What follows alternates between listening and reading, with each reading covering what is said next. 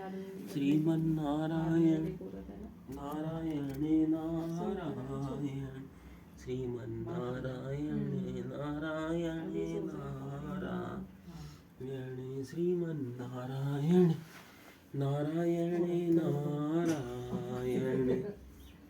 Hello दोस्तों, कैसे हो आप सब। आशा करता हूँ आप सब अच्छे और स्वस्थ होंगे। हम भी अच्छे और स्वस्थ हैं। सभी दोस्तों को नारायण नारायण नारायण। आज हम आपको महाशिव पुराण के रुद्र संहिता पंचम खंड का अगला अध्याय सुनाएंगे। कृपया हमारे वीडियो को ज़्यादा से ज़्यादा शेयर कीजिए, लाइक कीजिए और चैनल को सब्सक्राइब कीजिए। चलो अब हम शुरू करते हैं। जय हो ब्रह्मा विष्णु महेश, आपकी सदाई जय जय हो। कोई भूल चूक हुई हो तो क्षमा करना प्रभु। ओम नमः शिवाय, ओम नमः शिवाय, ओम नमः शिवाय। जय हो गणेश जी महाराज की जय, शिव जी महाराज की जय, माता पार्वती की जय, नंदी महाराज की जय, मूषक राज की जय।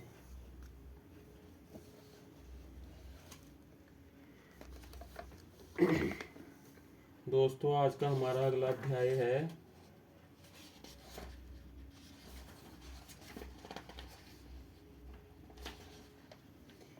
अध्याय 51 से लेकर 54 तक। 51, 52, 53, 54। बाणासुर की तपस्या और उसे शिव द्वारा वर प्राप्ति, शिव का गणों और पुत्रों सहित उसके नगर में निवास करना, बाणपुत्री उषा का रात के समय स्वप्न में अनिरुद्ध के साथ मिलन, चित्रलेखा द्वारा अनिरुद्ध का द्वारका से अपहरण, बाण का अनिरुद्ध को नागपाश में बांधना, दुर्गा के स्तवन से अनिरुद्ध का बंधन मुक्त होना, नारद द्वारा समाचार पाकर श्री कृष्ण की शोणितपुर पर चढ़ाई, शिव के साथ उनका घोर युद्ध, शिव की आज्ञा से श्री कृष्ण का उन्हें जृंभणास्त्र से मोहित करके बाण की सेना का संहार करना। व्यास जी बोले, सर्वज्ञ सनत कुमार जी, आपने अनुग्रह करके प्रेम पूर्वक ऐसी अद्भुत और सुंदर कथा सुनाई है जो शंकर की कृपा से ओतप्रोत है। अब मुझे शशि मौलिक के उस उत्तम चरित्र के श्रवण करने की इच्छा है जिसमें उन्होंने प्रसन्न होकर बाणासुर को गणाध्यक्ष पद प्रदान किया था।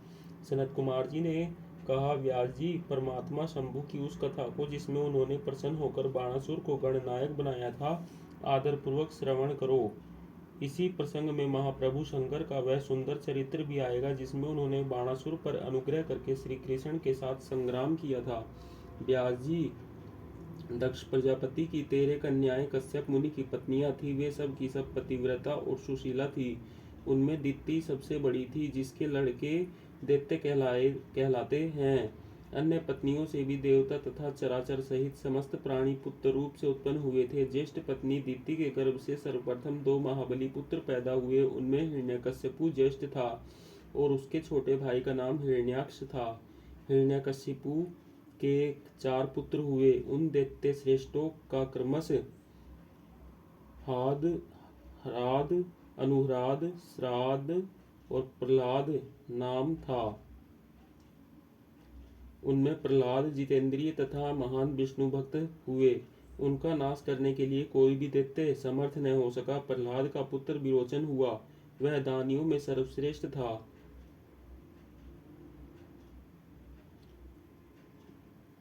उसने विप्र रूप से याचना करने वाले इंद्र को अपना सिर ही दे डाला था। उसका पुत्र बलि हुआ। यह महादानी और शिव भक्त था। इसमें वामन रूपधारी विष्णु को सारी पृथ्वी दान कर दी थी। बलि का औरस पुत्र बाण हुआ। वह शिव भक्त, मानी, उदार, बुद्धिमान, सत्य प्रतिज्ञ और सहस्त्रों का दान करने वाला था। उस असुरराज ने पूर्व काल में त्रिलोकी को तथा त्रिलोकाधिपतियों को बलपूर्वक जीतकर शोणितपुर में अपनी राजधानी बनाया और वहीं रहकर राज्य करने लगा। उस समय देवगण शंकर की कृपा से उस शिव भक्त बाणासुर के किंकर के समान हो गए थे। उसके राज्य में देवताओं के अतिरिक्त और कोई प्रजा दुखी नहीं थी। शत्रुधर्म का बर्ताव करने वाले देवता शत्रुतावश विकष्ट झेल रहे थे। एक समय वह महासुर अपनी सहस्त्रों भुजाओं से ताली बजाता हुआ तांडव नृत्य करके महेश्वर शिव को प्रसन्न करने की चेष्टा करने लगा। उसके उस नृत्य से भक्तवत्सल शंकर संतुष्ट हो गए। फिर उन्होंने परम प्रसन्न हो उसकी ओर कृपा दृष्टि से देखा। भगवान शंकर तो संपूर्ण लोकों के स्वामी, शरणागत वत्सल और भक्तवांछा कल्पतरु ही ठहरे। उन्होंने बलि नंदन महासुर बाण को वर देने की इच्छा प्रकट की। मुने बलिनंदन महादैत्य बाण शिव भक्तों में श्रेष्ठ और परम बुद्धिमान था। उसने परमेश्वर शंकर को प्रणाम करके कहा और उनकी स्तुति की और कहा। बाणासुर बोला, प्रभु आप मेरे रक्षक हो जाइए और पुत्रों तथा गणों सहित मेरे नगर के अध्यक्ष बनकर सर्वथा प्रीति का निर्वाह करते हुए मेरे पास ही निवास कीजिए। सनत कुमार जी कहते हैं, महर्षि वह बलिपुत्र बाण निश्चय ही शिवजी की माया से मोह में पड़ गया था, इसलिए उसने मुक्ति प्रदान करने वाले दुराराध्य महेश्वर को पाकर भी ऐसा वर मांगा। तब ऐश्वर्यशाली भक्तवत्सल शंभु उसे वह वर देकर पुत्रों और गणों के साथ प्रेम पूर्वक वहीं निवास करने लगा। एक बार बाणासुर को बड़ा ही गर्व हो गया। उसने तांडव नृत्य करके शंकर को संतुष्ट किया। जब बाणासुर को यह ज्ञात हो गया कि पार्वती बल्लभ शिव प्रसन्न हो गए हैं, तब वह हाथ जोड़कर सिर झुकाए हुए बोला। बाणासुर ने कहा, देवाधिदेव महादेव, आप समस्त देवताओं के शिरोमणि हैं। आपकी कृपा से मैं बलि हुआ हूँ। अब आप मेरा उत्तम वचन सुनिए। देव, आपने जो मुझे 1000 भुजाएं प्रदान की है, ये तो अब मुझे महान भार स्वरूप लग रही है, क्योंकि इस त्रिलोकी में मुझे आपके अतिरिक्त अपनी जोड़ का और कोई योद्धा नहीं मिला। इसलिए वृषभध्वज, युद्ध के बिना इन पर्वत सरीखी सहस्त्रों भुजाओं को लेकर मैं क्या करूं? मैं अपनी इन परिपुष्ट भुजाओं की खुजली मिटाने के लिए युद्ध की लालसा से नगरों तथा पर्वतों को चूर्ण करता हुआ दिग्गजों के पास गया, परंतु वे भी भयभीत होकर भाग खड़े हुए। मैंने यम को योद्धा, अग्नि को महान कार्य करने वाला, वरुण को गौओं का पालन करता गोपाल, कुबेर को गजाध्यक्ष, निसृति को श्रेंद्री और इंद्र को जीतकर सदा के लिए करद बना लिया है। महेश्वर, अब मुझे किसी ऐसे युद्ध के प्राप्त होने की बात बताइए जिसमें मेरी ये भुजाएं या तो शत्रुओं के हाथों से छूटे हुए शस्त्रास्त्रों से जर्जर होकर गिर जाएं, अथवा हजारों प्रकार से शत्रु की भुजाओं को ही गिराएं। यही मेरी अभिलाषा है, इसे पूर्ण करने की कृपा करें। सनत कुमार जी कहते हैं, मुनिश्रेष्ठ, उसकी बात सुनकर भक्त बाधा पहारी तथा महामुन्य स्वरूप रुद्र को कुछ क्रोध आ गया। तब वे महान अद्भुत अट्टहास करके बोले। रुद्र ने कहा, अरे अभिमानी, संपूर्ण दैत्यों के कुल में नीच, तुझे सर्वथा धिक्कार है, धिक्कार है। तू बलि का पुत्र और मेरा भक्त है, तेरे लिए ऐसी बात कहना उचित नहीं है। अब तेरा दर्प चूर्ण होगा। तुझे शीघ्र ही मेरे समान बलवान के साथ अकस्मात महान भीषण युद्ध प्राप्त होगा। उस संग्राम में तेरी ये पर्वत सरीखी भुजाएं जालोनी लकड़ी की तरह शस्त्रास्त्रों से छिन्न भिन्न होकर भूमि पर गिरेगी। दुष्टात्मन, तेरे आयुधागार पर स्थापित तेरा जो यह मनुष्य के सिर वाला मयूर ध्वज फहरा रहा है, इसका जब वायु भय के बिना ही पतन हो जाएगा, तब तू अपने चित्त में समझ लेना कि वह महान भयानक युद्ध आ पहुंचा है। उस समय तू घोर संग्राम का निश्चय करके अपनी सारी सेना के साथ वहां जाना। इस समय तू अपने महल को लौट जा, क्योंकि इसी में तेरा कल्याण है। दुर्मते, वहां तुझे प्रसिद्ध बड़े बड़े उत्पात दिखाई देंगे। यूं कहकर गर्भहारी भक्तवत्सल भगवान शंकर चुप हो गए। सनत कुमार जी कहते हैं, मुने, यह सुनकर बाणासुर ने दिव्य पुष्पों की कलियों से अंजलि भरकर रुद्र की अभ्यर्चना की और फिर उन महादेव को प्रणाम करके वह अपने घर को लौट गया। तदंतर किसी समय देववश उसका वह ध्वज अपने आप टूटकर गिर गया।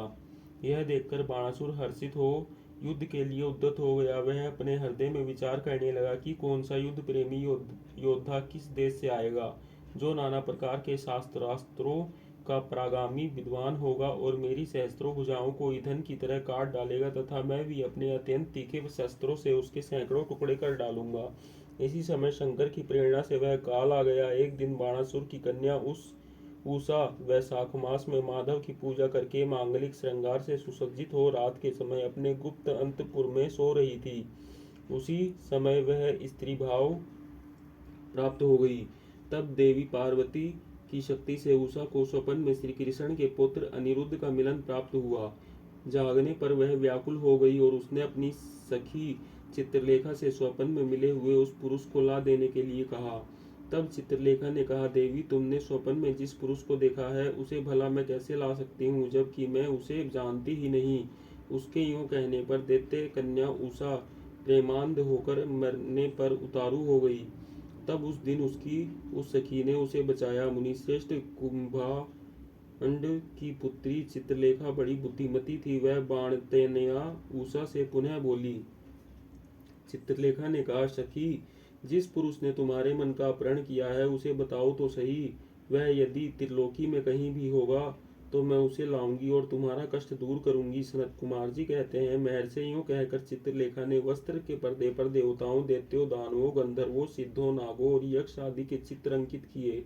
फिर वह मनुष्यों का चित्र बनाने लगी। उनमें वृषणिवंशियों का प्राकरण आरंभ होने पर उसने शूर, वसुदेव, राम, कृष्ण और नरश्रेष्ठ प्रद्युम्न का चित्र बनाया। फिर जब उसने प्रद्युम्न नंदन अनिरुद्ध का चित्र खींचा तब उसे देखकर उषा लज्जित हो गई। उसका मुख अवनत हो गया और हृदय हर्ष से परिपूर्ण हो गया। उषा ने कहा, सखी, रात में जो मेरे पास आया था और जिसने शीघ्र ही मेरे चित्तरूपी रत्न को चुरा लिया है वह चोर पुरुष यही है। तदंतर उषा के अनुरोध करने पर चित्रलेखा ज्येष्ठ कृष्ण चतुर्दशी को तीसरे पहर द्वारकापुरी पहुंचकर क्षण मात्र में ही पलंग पर बैठे हुए अनिरुद्ध को महल में से उठा लाई।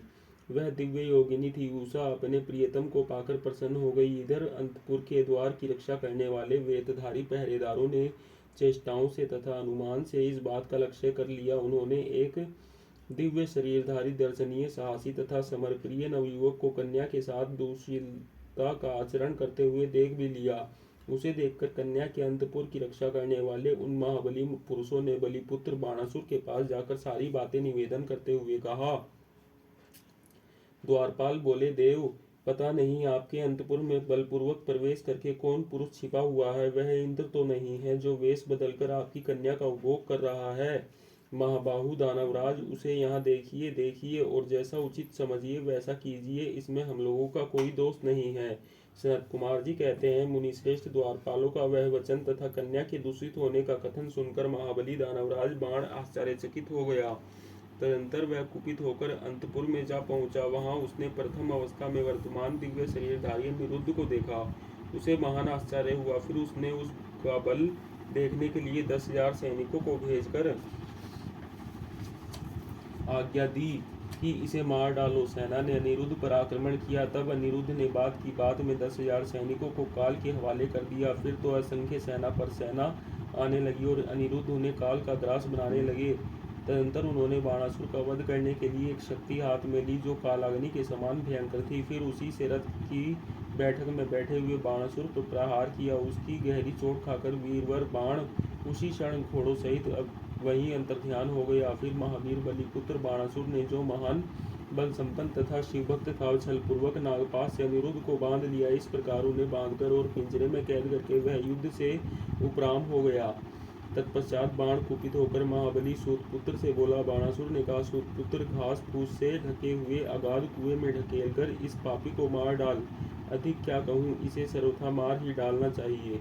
सनत कुमार जी कहते हैं, मुने, उसकी यह बात सुनकर उत्तम मंत्रियों में श्रेष्ठ धर्म बुद्धि निशाचर कुंभमांड ने बाणासुर से कहा। कुंभमांड बोला, देव, थोड़ा विचार तो कीजिए। मेरी समझ से तो यह कर्म करना उचित नहीं प्रतीत होता, क्योंकि इसके मारे जाने पर अपना आत्मा ही आहत हो जाएगा। पराक्रम में तो यह विष्णु के समान दिख रहा है। जान पड़ता है आप पर कुपित होकर चंद्रचूड़ ने अपने उत्तम तेज से इसे बढ़ा दिया है। साहस यह है शशिमौली की समानता कर रहा है, क्योंकि इस अवस्था को पहुंच जाने पर भी यह पुरुषार्थ पर ही डटा हुआ है। यह ऐसा बली है कि यद्यपि नाग इसे बलपूर्वक डस रहे हैं तथापि यह हम लोगों को तृणवत ही समझ रहा है। सनत कुमार जी कहते हैं, व्यास जी दानव कुंभमांड राजनीति के ज्ञाताओं में श्रेष्ठ था। वह बाण से ऐसा कहकर फिर अनिरुद्ध से कहने लगा। कुंभमांड ने कहा, नराधम, अब तू वीरवर दैत्यराज की स्तुति कर और दीन वाणी में मैं हार गया यूं बारंबार कहकर उन्हें हाथ जोड़कर नमस्कार कर। ऐसा करने पर ही तू मुक्त हो सकता है, अन्यथा तुझे बंधन आदि का कष्ट भोगना पड़ेगा। उसकी बात सुनकर अनिरुद्ध उत्तर देते हुए बोले। अनिरुद्ध ने कहा, दुराचारी निशाचर, तुझे क्षत्रिय धर्म का ज्ञान नहीं है। अरे सुरवीर के लिए दीनता दिखाना और युद्ध से मुख मोड़कर भागना मरण से भी बढ़कर कष्टदायक होता है। मेरे विचार से तो तू विरुद्धाचरण कांटे की तरह चुभने वाला होता है। वीरमानी क्षत्रिय के लिए रणभूमि में सदा सम्मुख लड़ते हुए मरना ही श्रेयस्कर है। भूमि पर पड़कर हाथ जोड़े हुए दीन की तरह मरना कदापि नहीं। सनत कुमार जी कहते हैं, मुने, इस प्रकार अनिरुद्ध ने बहुत सी वीरता की बातें कहीं जिन्हें सुनकर बाणासुर को महान विस्मय हुआ और उसे क्रोध भी आया। उसी समय समस्त वीरों के अनिरुद्ध के और मंत्री कुंभमांड के सुनते सुनते बाणासुर की आश्वासनार्थ आकाशवाणी हुई। आकाशवाणी ने कहा, महाबली बाण, तुम बलि के पुत्र हो, अतः थोड़ा विचार तो करो। परम बुद्धिमान शिव भक्त, तुम्हारे लिए क्रोध करना उचित नहीं है। शिव समस्त प्राणियों के ईश्वर, कर्मों के साक्षी और परमेश्वर हैं। यह सारा चराचर जगत उन्हीं के अधीन है। वे ही सदा रजोगुण, सतोगुण और तमोगुण का आश्रय लेकर ब्रह्मा, विष्णु और रुद्र रूप से लोकों की सृष्टि, भरण पोषण, संहार करते हैं। वे